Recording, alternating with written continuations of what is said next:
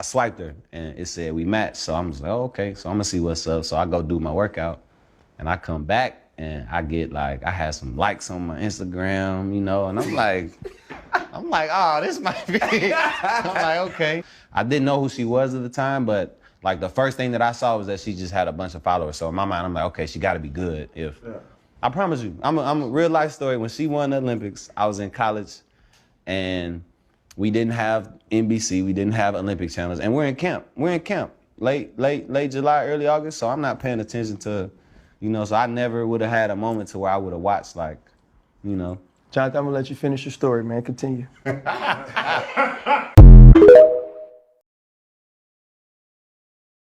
Hey everyone, so it's your favorite Black single mama, millennial introvert here, Samantha. Okay, so we're going to talk in between the things I hear that's problematic to me in the video. The first one is that this guy thinks he's the catch. Jonathan Owens, who no one knows, thinks he's the catch over his beautiful, well-accomplished wife, Simone Biles. And even if Simone Biles was not even known or accomplished in anything, the guy is never the catch, ladies. Ever, okay? It's just things just evolve differently, I feel, when the man thinks he's the catch over the woman. You know, it's like their ego is just taking over the world. They behave very badly. It's just not a good look. And God never said for a woman to find a husband to be a good thing. He said for her to find a wife is to be a good thing for the husband, for the man, not the other way around. You hear that a man says that he's a catch, that you're in a relationship with, run. Do not ever date like this. I don't know if this is like a new thing or if men always felt like this, but they just never said it. And I blame Pickmes. I blame Mammies for reinforcing this, perpetuating this thought, because I feel like the fact that they are so pressed on marriage and they're trying to shove it down everyone's throats, these males know how desperate a lot of Black women are. And I could just say women in general are for the ring. They just, because somehow our society has, I don't know if it's because of the patriarchy. I definitely feel it has a part in it, like a role in it. I don't know if that's the overall reason, but I feel like it is. Where women don't have as much value as men in people's minds. Like we are perceived to not really be valuable unless we're attached to our husbands. And I think that derived from them not allowing women to have bank accounts, own property, so on and so forth. But this goes back so far. But as when I think about it, as I recall it, when I have seen movies about like ancient times or, you know, historical times where women just seem to never really have a lot of rights. We never seem to be able to like inherit property. It usually used to be just like it had to go from son to father. And so when women would get pregnant, like if they were royalty, because this is really where marriage derived, was through for the royal lineage. It wasn't really for just regular everyday folks. And that's why marriage is not working as well as people would like to pretend that it is. All you have to do is look at the data and you can see that marriage is failing significantly. It's complete failure. So back in the day when people were, you know, it was royals, that's where marriage came from. But it was more to ensure that you would be creating more wealth with that marriage. These people weren't just getting married because they loved each other, or, you know what I'm saying? Like, no, it was so much bigger than that. And now we have the courts involved and the churches involved, and everybody's got their business, their nose in our business. So you basically have, if you get married, it's not even seen as an official thing unless you do it in front of a church, you know, in a church or in front of, you know, the judge or someone at court, and you have witnesses. And I'm just like, why is all that necessary when it's something that's supposed to be between you, your spouse, and God? Make it make sense. So whenever you hear a guy say that he's the catch, I feel like, to be really analytical, because that's how I always am, I feel like he said that in meaning that she had to catch him to get him to marry her. But that's where that goes back to what I was saying before with the mammies and the pick-me's shoving marriage down everyone's fucking throat and making women feel like we're worth nothing if we, God forbid, have a baby or something before we're married. Child, I am the everything. I'm all of it. God gave me a way to create life. I don't need a man to marry me or put his name on me to validate me. I'm validated because I am God's child and he created me as a woman to get to bear life. So I think that's a pretty big deal, even though for some reason humans like to minimize and belittle. One of the most important acts that you can do on this planet, nobody would be here if their mothers did not create them in their bellies, keep them alive in their bellies for almost a whole damn year, and then push your big head out of my little vagina area. No one would exist. Humanity would not be here. We would cease to exist if women stopped giving birth. You see everyone all over the globe. You got big-headed, Kim Jong-un and all these different leaders, Russian leaders, everyone crying, telling the women, have babies, have babies, have babies. Back. Some of the world's most notorious authoritarians are in agreement on one thing, that the women in their countries should focus more on procreation. In recent weeks, Vladimir Putin called on Russian women to start having 8 or more children in a bid to, quote, preserve old traditions. In North Korea, Kim Jong-un said women have a duty to stop the decline of the country's births in order to strengthen national power. And in China, President Xi Jinping said the country's women must start, quote, a new trend of family. Here to discuss, editor of Forbes Women, Maggie McGrath, and MSNBC analyst Huma Abedin. She's the vice chair of the Forbes and Know Your Value 3050 Summit. Huma, what is behind these remarks? Mika, I think the great irony is all 3 men who have said this have never had to themselves conceive, carry, and birth a child into this world with all the challenges and responsibilities that come with that. But, I think that the way I see this is they're using this argument of national pride and patriotism, but really what this is a guise for an economic argument, and if there's a problem in a country, of course, you need women to fix it. But take a look at Russia, already on an economic slowdown, exacerbated by the war with Ukraine, North Korea. Talk about an economy that's already broken and a heavily sanctioned economy. They've had rapidly declining fertility rates over the last decade. And so it's and they rely on a mobilized workforce.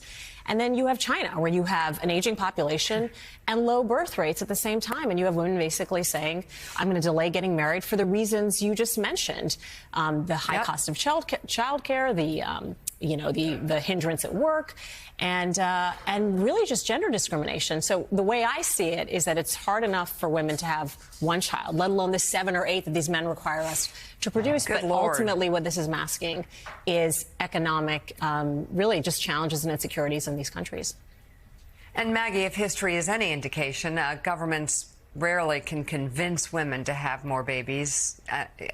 Do you agree? Tell us why. I do agree. We have seen politicians in Taiwan and Finland and Hungary and Germany introduce things like baby bonuses and financial incentives to boost their country's birth rates, and that hasn't worked. And that is for a variety of complicated and interwoven issues, chief of which is that attitudes towards childbearing and family creation have changed. Gone are the days where my Grandma McGrath had 9 kids, right? Women have more financial and educational and professional opportunities. And as we have made gains in the workplace and society, attitudes towards being child-free and the stigma towards being child-free have actually declined. The Max Planck Institute for Demographic Research said this summer that the ideal of a child-free life is increasing. Now, part of the reason gets to Huma's point and your point. There's an economic and financial reality reality here. It is expensive to raise a family. In the US, $21,000 per year on average to raise a child. That adds up to $300,000 over the course of a child's life, not including college. And then we have to look at the policies that are in place to support families through this economic reality. My sources say that it's not enough to have a one-time baby bonus. We need to look at cost of living, paid family leave, caregiving policies. Are the structures in place to create the proverbial village that it takes to raise a family? In the United States and too many parts of the world, the answer to that question is no. Yep. Why are you whining and crying to us if what we do is so insignificant, if it's so unimportant? What does us having babies have to do with putting a man's name on me or getting a ring on my finger? Absolutely nothing. If that was required, God would have made it where you couldn't have a baby unless you had a husband that was married to you and had a name on you.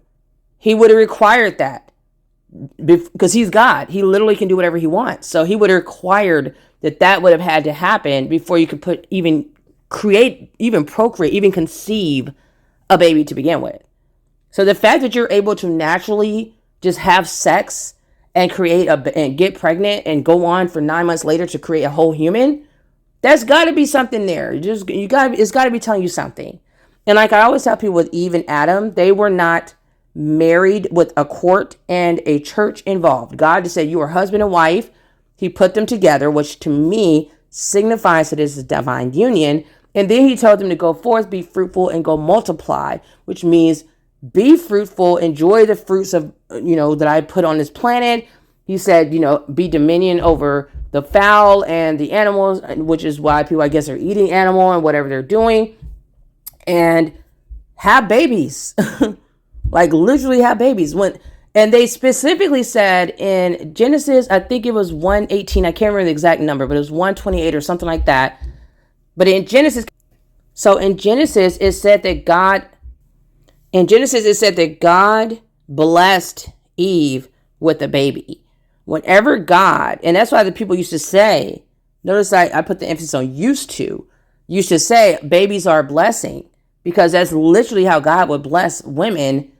And they would, or even like, the husband and the wife, the significant, the two people, the parents, he would bless them with babies. And he would, if he was really blessing you, he would give you twins. It'd be like multiple babies at one time. Sarah was Abraham's wife, and she was one of the barren women in the Bible. Her name was changed from Sarai to Sarah because of the need to change her childless condition. God gave her a child at the age of 90 years, and her husband Abraham was 100 years when Isaac, the promised child, was born. Hannah is also one of the barren women in the Bible. Her co-wife, Peninnah, was a mother of not just a child, but children when Hannah was yet to have a child of her own. Respite, the unconditional love her husband Elkanah showered on her, was worried and troubled for the gift of a child from God. In all her waiting years, Hannah trusted in God, and God came through for her. She went and emptied her grief on God, and God granted the desires of her heart. Sometimes, with Samuel, the sanctuary keeper, it is more healthy to seek God in our most grievous of moments in life. His ear is always attentive to our pleas.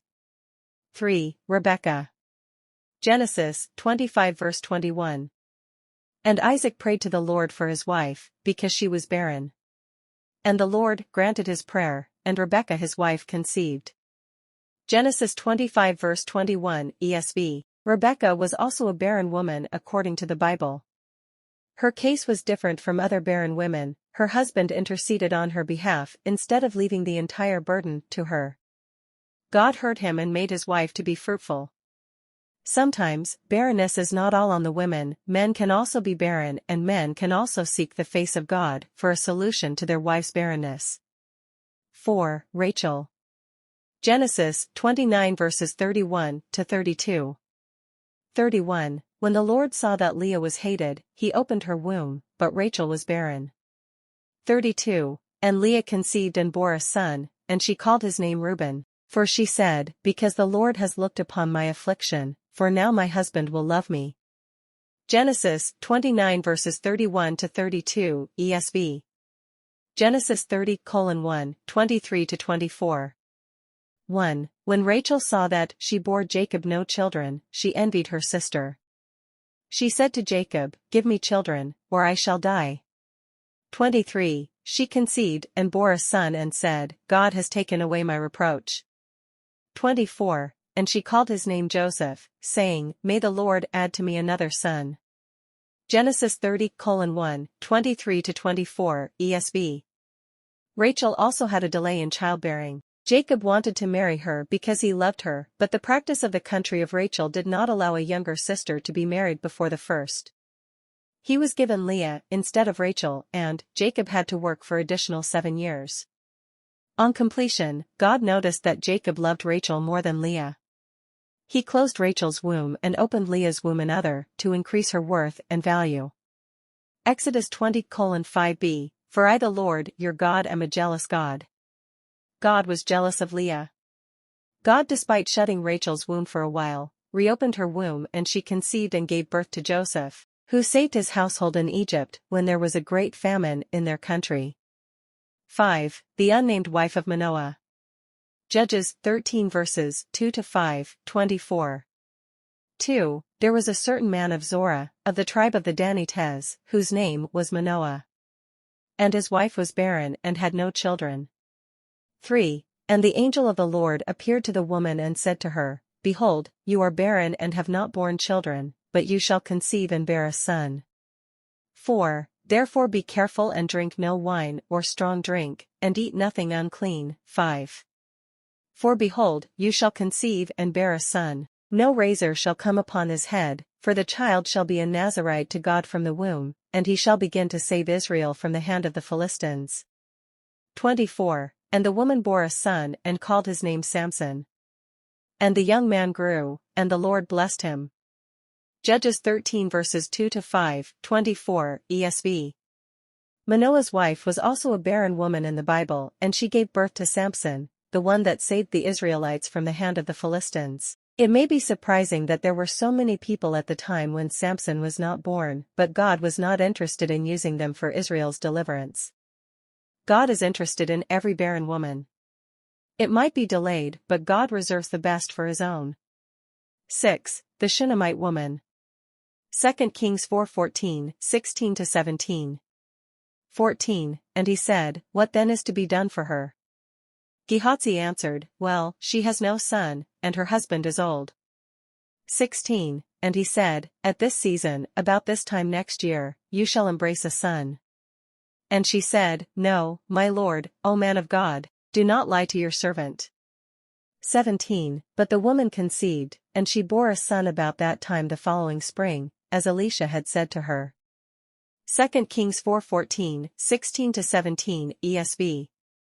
The Shunammite woman was also barren in the Bible. Her warmth and welcoming of the man of God granted her access to the blessing of a child. When she had almost lost the child, God honored his name and brought the child back to life to prove that his blessings add no sorrow. Good character and good-heartedness can also make a barren woman a mother. It is pertinent for every woman while waiting to be blessed with a child to do well for other people's children. This show of love, care and kindness can provoke God to provide and give you the best. 7. Elizabeth. Luke 1 verses 5-7, 24-25.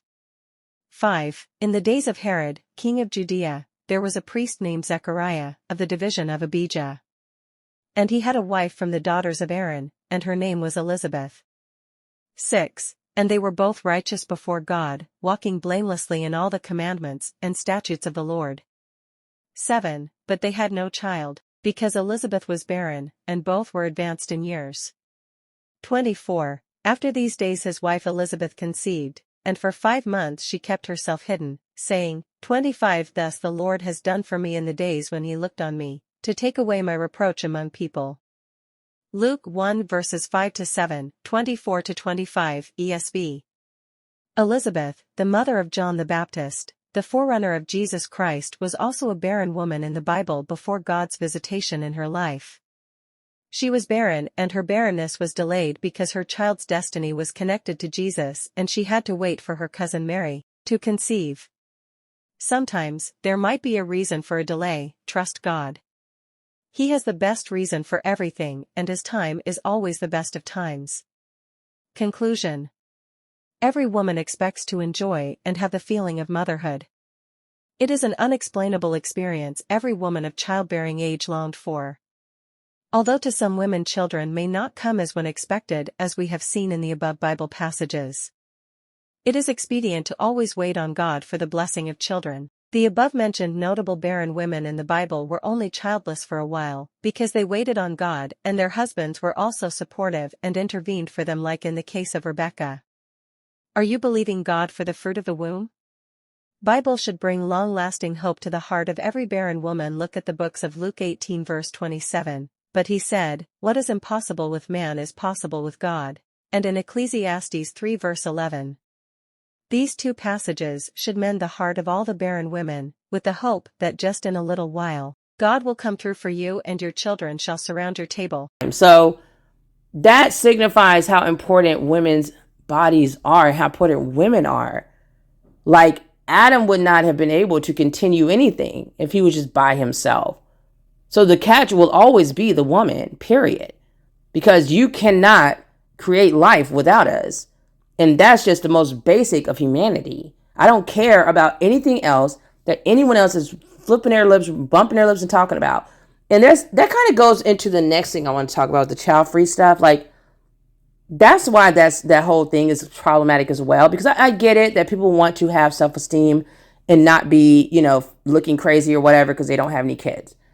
That's the same way people feel if you're a single mother. We don't deserve to be treated like crap either, especially the fact that we're actually doing a real job here and raising an entire human and sometimes multiple humans at once. So if you want people to, respect what you're doing, you need to respect what they're doing. But with that being said, people that look down on motherhood or women who are single moms, or they basically take your value away unless you have a husband, you're full of shit. Because what you do when you do that is you're giving men the fucking power again. You're basically telling women that you are not enough, you are nobody, and you actually lose value if you have a child or multiple children and you don't have a man attached to you. That's essentially what you're saying. And so then you run around, because I already know who's going to be making the content. You're running around crying about like, oh, he's saying he's the catch. How dare he? Yeah, yang. No, you said he was the catch. You said it. Because you're making your posts and your videos about the women who choose to have babies and not get married because they don't want to for whatever reason. That's our choice. If it wasn't a choice, God wouldn't have made it so. He wouldn't have made it where it was possible. If men were so important, why didn't he make them have the babies? If marriage was so important, why didn't he require that to happen before we could even have babies? Because it's not that fucking serious. It's not that important. So pushing your narrative, you are literally a walking contradiction, and you are putting your own foot in your mouth. Like, you're literally shooting yourself in the foot by running around and saying, oh, these women that have babies but they not married, what they doing? Like, this is a mess, and like saying stupid shit about this woman. But then you want to fix your face and wonder why the Jonathan Owens of the world are saying they're the catch. One, he looks very feminine when I look at his ass. He's literally in his femininity right now. He's worth less than Simone Biles. Money is the power on this planet besides children. And so for you to sit here and say that, you should be shutting your mouth right now and agreeing with him, because that's essentially what you tell women when we get pregnant. And if we don't have a husband or a man's last name on us or a ring that some guy gave us, then we're not worthy. We're not important enough. We don't have enough value. In fact, we've lost value because, God forbid, we've had a child without being married to a husband. You guys are pathetic. And if you call yourself a woman empowerment channel, I can't. I cannot. You're not empowering anyone by talking about single mothers. That's the main woman that you should be empowering, because we are basically saying, you're right, we don't need men. Because we don't. If we needed men, there wouldn't be so many single mothers raising children just fine and kids going on to rule the country and be over the world. Obama's mother was a single mother. You know, and so that's why I created my other video where I feel like when people say single mother, they're talking about black women, I think. Because we always get the most negative end of the stick, even though everyone of every race has the same thing going on. There's single mothers in the Asian community, in the Hispanic community, in the white community, in the Indian community, in the Native American, like you name it, everyone has single mothers. And it used to be where it was a village. You had the women coming together, helping each other give birth and raise the children. We looked out for each other's children back then. Now it's like every person for themselves. If you don't have a man, you a baby mama. No, bitch, I'm a single mother. I'm in somebody's mother. I am not a baby mama, because if I'm a baby mama, then your ass is barren. You're infertile. You are pointless because you're sitting here, and what have you done for the planet? What have you really done for the human race? You're not married. You don't have a baby. And if you get married, whoop-de-fucking do. You know, people running around talking about, I'm dual income. Good for you. Do you want a cookie? You making money and running around consuming resources and being wasteful and pointless, like that's not a flex. It's not going to ever be a flex. You're a consumer. You have a consumption issue. You are greedy, gluttonous, and selfish. That's what you are. So you can't be bothered to have kids, which is the reason why your ass is on this earth. You don't want to have them. You want to instead fly in your airplanes and travel around the globe and eat up all the food and buy diamonds that have been mined by children who are enslaved and doing all these wasteful, pointless things. And then you're going to die. And I really wonder, like, why did your parents really have you? I saw this one woman say she told her daughter not to have children. So what are you having her for? What did you have your daughter for? You're basically telling your daughter, let's work out a few scenarios here. You could say, I had you, and then I realized what a mistake I made. I'm sure your daughter loves that. Or you could say, I had you just for my own selfish pleasure, but I didn't expect you to continue my lineage. Is that where we're going? What was the point? Was she a mistake, or did you just have her for funsies? You all are low-key fucking remedial at this point. Because why would you have a child and then tell that child not to procreate, not to continue? Come up with your reasons. Because everybody likes to romanticize the past and pretend like back in the day it was better. No, this planet has always been a mess. Give me a time in history where this planet was on point. When we were all here. Because the only time I can think when the planet probably was on point when there was only black folks, maybe. Do we even remember that time? Is it written anywhere? I don't know. So all we can do is romanticize it. All we can do is become a fairy tale and dream in La La Land of how perfect the world was. After that, once all the races were here, it was never perfect. We were always fighting each other. We were always at war. There was always some big national disaster happening, an ice age, a stone age, or whatever age. Something always happening, killing off millions of people. When were we ever on a perfect fucking planet? When was the earth ever a utopia? And so now y'all want to be like, this planet, I wouldn't want to bring a child here. Well, why did we even come here to begin with? When was the planet ever great? So we're happy that you feel like you're better than everyone else now, and you can look around and decide that you know the future and that the planet is just going to hell. And so why should I bring kids? And we're so happy for you. But the rest of us are doing what we were brought here to do. Because if my children are here, it's because God wanted them here. Literally. For some people who claim that they're divine feminines or they know that other esoteric life, you really about that life? Really? Because if you were, you know that we've already done soul contracts with God. So every human that's walking this planet Earth agreed to come here. We don't want to do that today, do we? So let's continue with the video, shall we?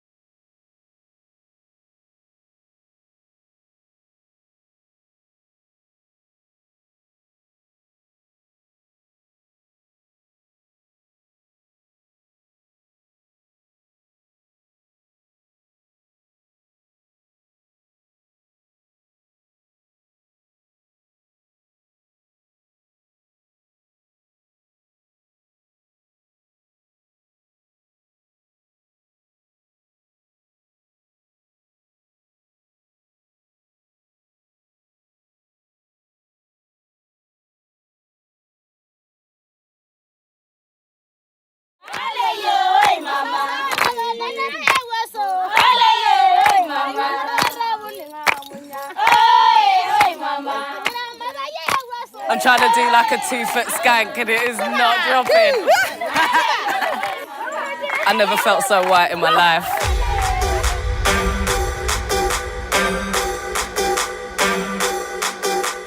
Amongst the Samburu tribes of northern Kenya, where the desert merges with the foothills of Mount Kenya, women have been living under a harsh patriarchal system for as long as they can remember.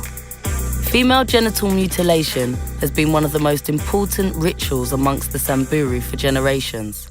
Once circumcised, a girl can be given away in an arranged marriage to start her own family. This practice has seen girls as young as 12 get married to men old enough to be their grandfathers. But this year, Obama's visit to Kenya put women's rights at the forefront of national dialogue. Around the world, there is a tradition of repressing women, treating women and girls as second-class citizens. Those are bad traditions. They need to change. There's no reason that young girls should suffer genital mutilation. There's no place in civilized society for the early or forced marriage of children. These traditions may date back centuries. They have no place in the 21st century.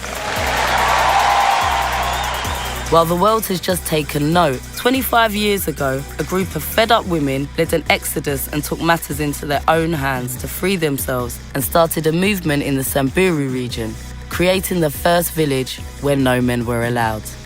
The establishment of Umoja was an inspiration to many women in neighbouring villages who have risen up to take control of their local governments.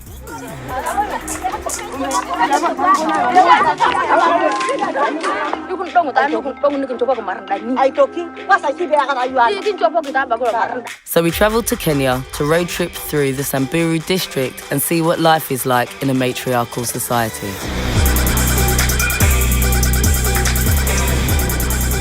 We are on our way to the Umoja village, which is an all-female village which started in 1990 by a woman called Rebecca. Rebecca Lola Soli is the matriarch of the Umoja Women's Village and an advocate for women's rights.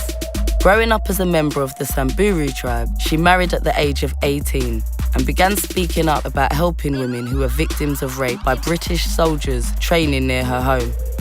Local men, angered by her vocalism, beat her until she was hospitalised. When her husband did not protest the beatings, she left him, and along with several other women who were survivors of violence, established the Women's Village of Umoja.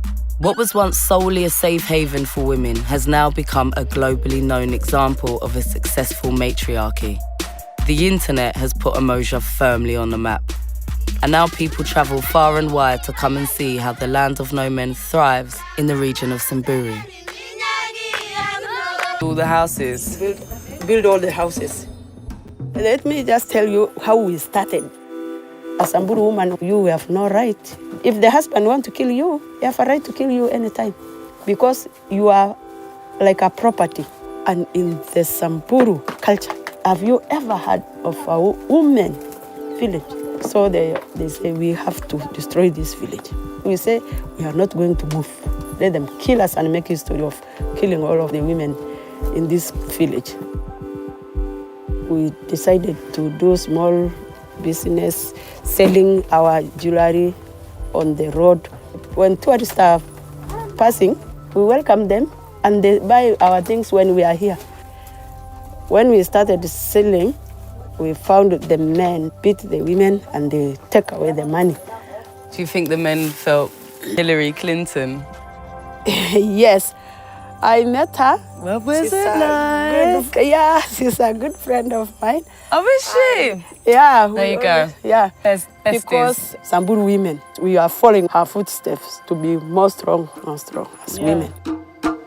We have said, what can we do with this money? So we decided to start a school. I've never had such a spring in my step about going to school, Rebecca. Sasa, cậu go to bed ako? Hey. Tayo ko na ngapi? It's not only from Umoja, it's for all over, even from the villages, the men's villages. We decided to build the school because we have seen education is very important. Yeah. And we don't want our children to be like us. We want them to have light in their life, to have good education, and to know what's going on in this world. Women in Umoja are still having children, and sons are welcome as long as they are willing to follow the village rules and do not try to dominate the women.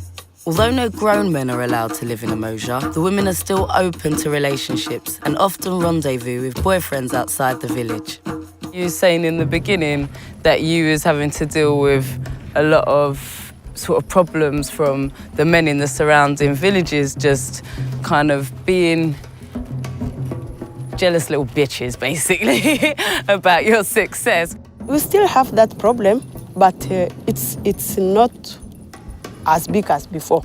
They say I'm bringing bad culture to them, but I know one day, one time, they will not cut these girls again.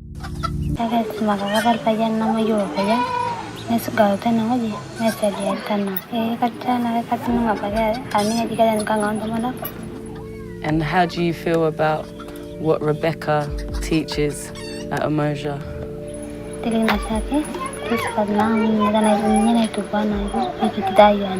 Would you want to find a husband one day and have to live in the village? So you think that if Umoja didn't exist, your wife would still be with you?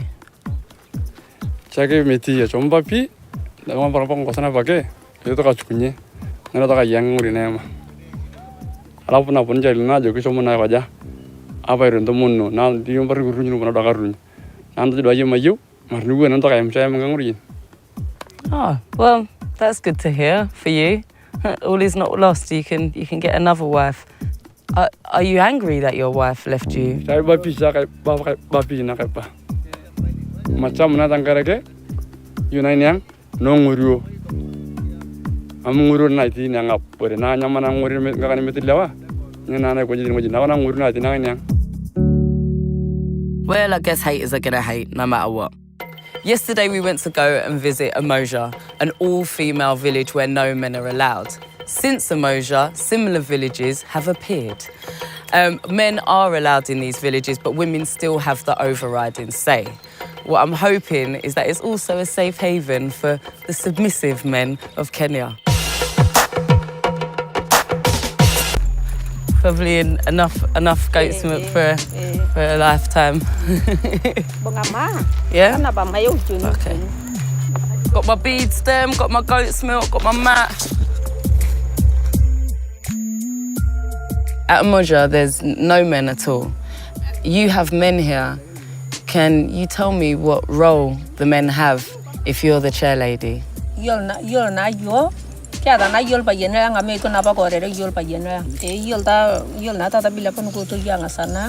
So the husbands are here, but who has the overriding say?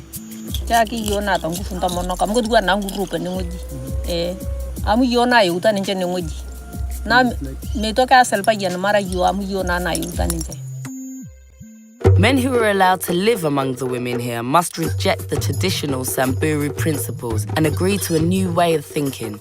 It was time to speak to an enlightened man who chose to live in Nashami. Hello. Hi. Hi. I'm Michelle. I'm Ebo. Ebo, nice to meet you, Ebo. Yeah. And do you live here? Yeah, I live here. Yeah? Yeah. Have you got a wife? Yeah. I'll only marry one wife. Mainly because if you marry 4 wives, you'll have 4 problems. Yeah. I don't want me to be more greater than her, you know? Yeah. We want just to do the same. In the work, we'll work the same. It's quite a modern way of thinking, right? Yeah. Quite a modern man, Ibo. It's true. Yeah. So we need trailblazers like you, guys like you out there, letting other guys know, like, hey, this makes sense, man. Yeah. What Nashami showed me is that the message of equality is spreading to younger generations. You know the meaning of Nashami? No, tell me. Love. Yeah, so we love each other. With the network of matriarchal villages growing, many men in the Samburu tribes are discovering female empowerment for the first time, which scares most of them. Right outside Nashami, I stopped to talk to 2 local men about their views on the changing culture. In Samburu custom, the tribes are run by a collective of male elders who rule with complete authority. First, I wanted to speak with a man from a traditional Samburu society to understand the nature of change in the region.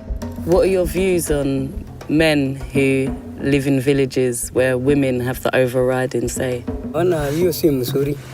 Hata hiyo watu hiyo wanawake naishi hapo hiyo na nini yani ile mishindwa bwana yake ndio anaosa kutoroka kuenda pande hiyo. Maneno kama hiyo kukataa au bwana na wacha kwa ajili kisha ngumu. Do you think that you can keep tradition and have some equality?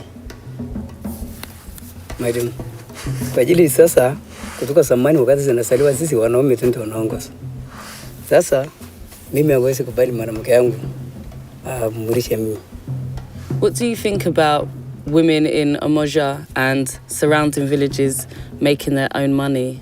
Ile naweza kuwa anapata shida na hakuna mtu anasaidia. Kwa ajili naweza kupigwa na mtu mwingine au nini na anapata shida na wanaume tu ndio kufua ya nini ya bomba. Do you think a society can only work if there's men there? Wanaume ndio wanaokoa. Wanawake hakuna siku ya kuokoa.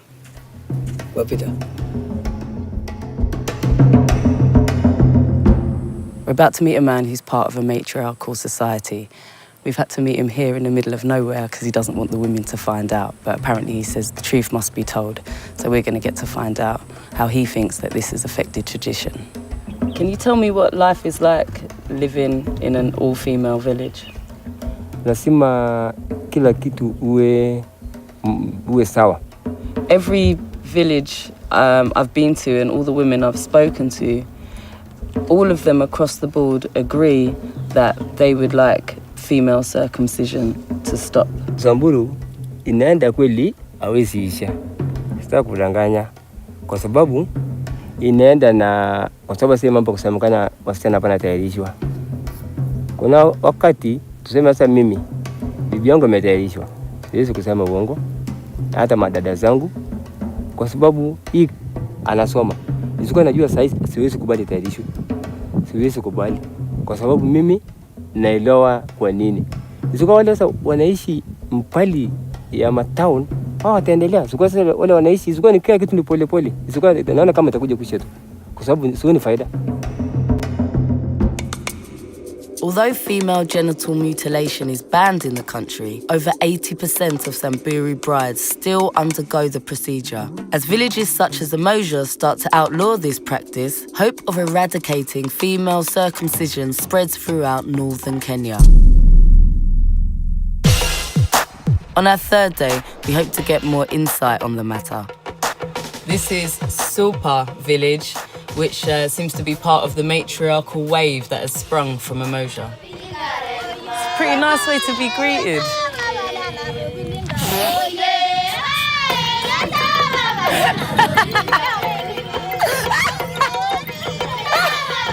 Okay, thanks. What is it?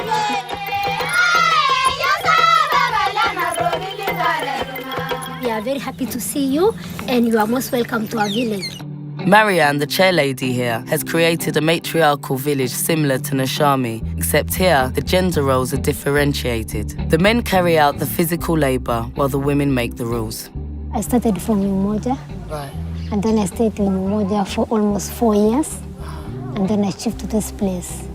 Long days, we don't have rights. So if the men say you have to do this, we have to follow them. But nowadays, the women, they have their own right because they can make their things and they have their own money. Yeah. And they can say you don't want women to get circumcised, and they can say that our daughters must go to schools. How do the men feel who live here that they're not in the traditional role for a man? Actually, they feel bad. They feel bad when we have that, our right. They think that we are losing their traditional. What is it that you think that bothers men the most? Do you think it's that they're losing their tradition as in that you guys have freedom of speech? Or do you think it's the tradition of female circumcision? Or do you think it's the fact that you guys have your own money? Circumcisions. From what I know, that it's hard to get married if you're not circumcised as a woman. But I suppose you don't need to get married if you have your own money. Yeah, most of the ladies nowadays, they don't like to get married. They go to school and they work and they get money and they are not circumcised. If you are not circumcised and you are Samburu, nobody can marry you. So nowadays they don't bother about marriage. Do you think that in the future men will want an educated woman who makes her own money? I don't think so. Are you aware that the world is fascinated with the story of Umoja and the surrounding villages? No. What you guys are doing here is something that most of us haven't seen before, and I think you're doing a great job of it, and you guys are doing it with style and grace and beautiful beads. If you was a young woman today, you're 18 years old, would you get married? No. No? No, definitely no. Every woman I've asked them, like, would you get married? They're like, nah. Really? Yeah, we don't give men power, because if we give them that chance, they will spoil. Right. We're here at our final matriarchal last burning question. I wanted to ask, because I've been traveling to all these different villages, I have the worst periods and they last for like 8 days. Is there like 1 week where everyone's like, it's coming, my period's coming? Sometimes kuna tu wenye wasichana wanaonanga the same day. What do you do out here when you have your period? Do you use sanitary towels, and then where would you, like, how do you dispose of them? Tunatumia nini? Kuna semina tulionyesha unagunja nini nguo hivi, alafu naweka kitambaa hivi, kanguo alafu nachona design hiyo nini, hiyo pads, alafu tunafaa. Thank you so much for telling me, because I've been wondering the whole time I'm here. I'm like, what would I do out here if I came on my period? Rebecca's influence on women in the Samburu region has created a trickle-down effect of woman power. Fueled by the matriarchal uprising, long-standing traditions that threaten the women of Kenya are being challenged. With access to education and their own income, many Samburu women are taking the future into their own hands for the first time in history. When they call us women, it's like a dirty name. We walk and we talk and we laugh. Let us show them that we are happy. And we have to be proud we are women. So thanks everyone for watching. Make sure to like, share, and subscribe, and I'll see you all in the next video. Bye.